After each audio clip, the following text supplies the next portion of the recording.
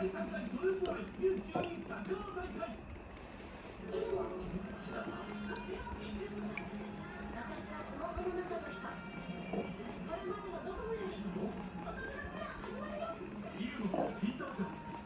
なこんなとこも待っていた。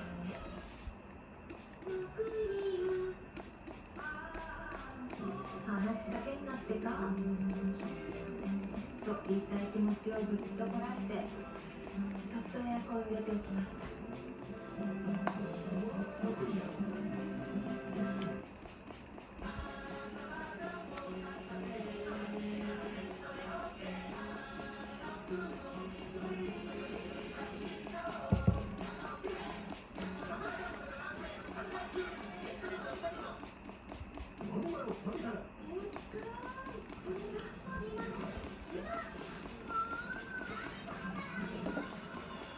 これが唐揚げの正解。その名を神から柚子胡椒味シア私の名はサテライト。4つの障害者研究を頼もしい仲間たちのところに